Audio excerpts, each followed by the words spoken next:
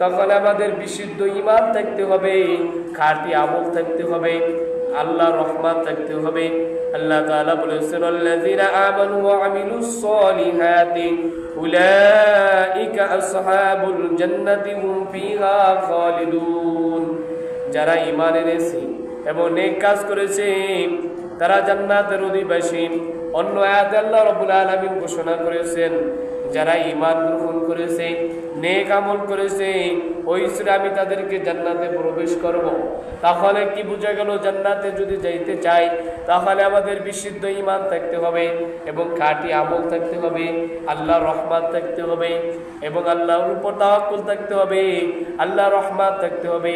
আল্লাহ ওই বান্দাকে রহমত দান করবেন যেই বান্দা দুনিয়াতে বসে আল্লাহর হুকুম পালন করবে, দুনিয়ার কোনো লোভ লালসা তার মধ্যে থাকবে না, দুনিয়ার কোনো গোলামি থাকবে না, সমস্ত সব কিছু থেকে তিনি আল্লাহর উপর ভরসা করবে আর আল্লাহর উপর তাওয়াক্কুল করে চলবে। আল্লাহ পাক রব্বুল আলামিন ওই সমস্ত বান্দাদেরকে জান্নাতে প্রবেশ করাবেন। এছাড়া অন্য কেউ জান্নাতে যাইতে পারবে না। তাহলে বান্দারা আমাদের যদি জান্নাতে যাইতে হয় তাহলে আমাদের ঈমানটাকে ঠিক করতে হবে, আমলটাকে মজবুত করতে হবে এবং আল্লাহর রহমত পাইতে হলে আল্লাহর বিধানগুলো আমাদের আখাল পরিবার, নিজে ব্যক্তি জীবন থেকে, পারিবারিক জীবন থেকে শুরু করে সমস্ত সব কিছু থেকে আমাদেরকে হেফাজত করতে হবে, গুনাহ থেকে হেফাজত থাকতে হবে। আমাদের গন্তব্য আমাদের জান্নাতের দিকে আমাদের অগ্রসর হতে হবে। এই তামান্না, এই তাওয়াক্কুল আমাদের করতে হবে।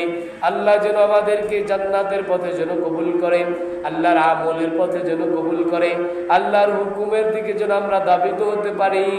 নবী পাক সাল্লাল্লাহু আলাইহি ওয়াসাল্লামের দেখানো পথে যেন আমরা আদর্শবান হয়ে, আমরা নবীর আদর্শে আদর্শিত হয়ে যেন দুনিয়ার এবং সমস্ত আল্লাহর বিধানগুলো যেন আমরা দুনিয়াতে বসে করতে পারি। একটা বান্দার জন্য দুনিয়া হলো পরীক্ষার হল। এই দুনিয়াতে বসে যেই বান্দারা বেশি আল্লাহর ইবাদত করতে পারবে ওই বান্দারা বেশি আল্লাহর কাছে অধিক প্রিয়বান হয়ে যাবে। আর যেই বান্দারা আল্লাহর কদমে সিজদা দিবে না, আল্লাহর তাওয়াক্কুল করবে না, আল্লাহর আমল করবে না, আল্লাহর হুকুম পালন করবে না, ওই বান্দাদের জন্য আল্লাহ রাব্বুল আলামিন শাস্তি স্বরূপ জাহান্নাম রেখেছেন। এই জন্য আল্লাহ পাক রব্বুল আলামিন যেন আমাদেরকে জান্নাতের পথে কবুল করে, আমরা যেন জান্নাতের পথে আমরা যেন হাঁটতে পারি, আমরা যেন চলতে পারি। আমাদের জীবন থেকে যেই রাস্তাগুলো আমাদের গুনাহ হয় সেই রাস্তাগুলো যেন আমরা পরিত্যক্ত হিসাবে আমরা সেই রাস্তাগুলো থেকে যেন দূরে সরতে পারি।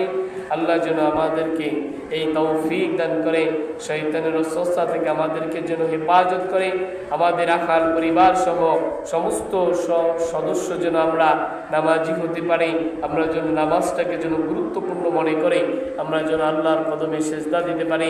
আল্লাহ যেন আমাদেরকে এই তৌফিক দান করে। সকলে বলুন আমিন। ওয়া আখিরু দাওয়ানা আলহামদুলিল্লাহি রাব্বিল আলামিন।